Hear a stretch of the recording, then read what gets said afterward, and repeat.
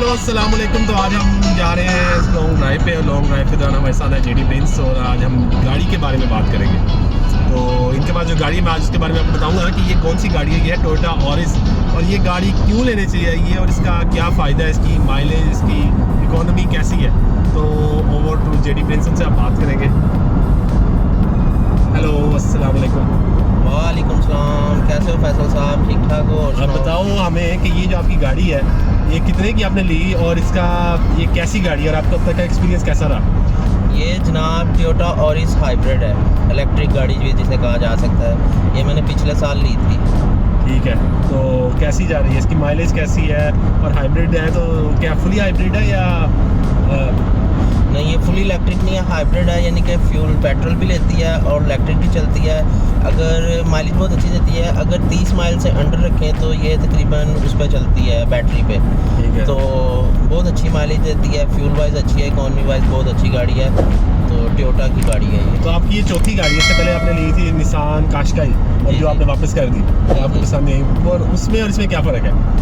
Nissan काशकाई वो hybrid नहीं थी तो उसकी माइलेज जो थी फ्यूल इकॉनमी वाइज अच्छी नहीं थी। अच्छा, सिर्फ तो इकोनॉमी की वजह से। हाँ जी। और उसकी पीक और इसकी पीक में फ़र्क क्या है? वो 1.2 लीटर के इंजन में थी, लेकिन गाड़ी बड़ी थी, राइनो का इंजन था, उसके अंदर बूस्टर जेट लगा हुआ था। तो ये जो है ये 1.8 लीटर है और टोयोटा की है? टोयोटा की है और 1.8 है, बड़ी गाड़ियों में आती है, ये हैवी बड़ी गाड़ी है। जापानी गाड़ी और जो दूसरी गाड़ी है जो जैसे वो यूके मेड है गाड़ी दूसरी, लेकिन दोनों में फ़र्क क्या है? ये जापानी और यूके मेड का मुझे इतना नहीं पता कि जापानी कौन से। टोयोटा की आपको पता हो? नहीं, वैसे दोनों ही जापानी कहते हैं, काशकाई भी जापानी आती है, लेकिन ये है कि इन दोनों में गाड़ी में क्या फ़र्क है, यानी ये रिलायबल है वो रिलायबल है? मैं इसमें बहुत कंफर्टेबल हूँ। असल में जब स्टार्ट होती है आपको महसूस भी नहीं होता, बहुत स्मूथ चलती है क्योंकि बैटरी पे चलती है, और जब चलती है इसका कोई शोर नहीं होता, महसूस भी नहीं होता। समटाइम लोग पूछ रहे होते हैं मुझसे कि भाई ये गाड़ी स्टार्ट है, चल भी बड़ी स्टार्ट है। तो ये बड़ा मज़े की इसकी चीज़ है। तो मैं तो आपको पता गाड़ी भगाता हूँ काफ़ी, तो आई एम हैप्पी अल्हम्दुलिल्लाह। एक और सवाल मेरा ये है कि ये आपने ली कितने की? ये भाईजान मैंने जब ये लास्ट ईयर ली थी तब इसकी वैल्यू थी तकरीबन 13,500 पाउंड की वैल्यू कह रहा। तो ये मैंने फाइनेंस पर लिया है तो जो मुझे पड़ेगी तकरीबन 16,000 पाउंड की, लेकिन वैल्यू की बात की जाए तो तकरीबन 13,000 पाउंड की मैंने ली थी। 13,000 पाउंड की? पाकिस्तान में महंगी है। 13 26। हाँ, पाकिस्तान में एग्जैक्ट इस तरह की मिलती भी नहीं है, मतलब दोस्त ही बता रहे थे। वो थोड़ी सी चेंज कर देते हैं, जब पाकिस्तान गाड़ियाँ जाती हैं ना बीच में से चेंजिंग कर देते हैं। तो ये सीन है। पाकिस्तानी ये बन गए 27-28 लाख। 27 लाख, ठीक। और इसकी माइलेज का यानी अगर 1 लीटर पेट्रोल में कितना देती है माइलेज? अगर गूगल पे देखा जाए तो ये गैलन के हिसाब से देती है। तो 1 गैलन में ये तकरीबन 45 लीटर दे देती है। तो अगर हम लीटर पे बात करें तो लीटर में तकरीबन 1 लीटर में आपको 12 से 13 माइल दे देती है। 12 से और किलोमीटर बन गए तकरीबन 17 से 18 किलोमीटर 1 लीटर में। हाँ जी। तो ओवरऑल ये गाड़ी आपको इसका कितने स्टार देंगे? 5 में से अगर स्टार की बात की जाए तो कैसे कितने स्टार देंगे?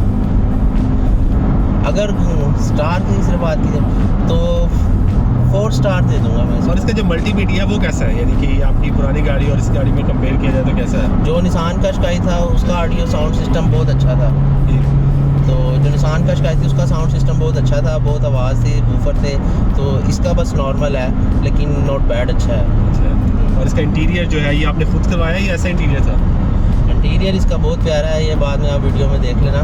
तो नहीं है इसी तरह था, LCD लगी हुई है और अंदर से बहुत ना। और एटमॉस्फेयर जो इसका है वो ऑटोमेटिक जो वो है मैनुअल भी है, और उस पर मतलब कंट्रोल जिसे कहा जाता है टेम्परेचर, ये और राइट है, वेरी गुड है।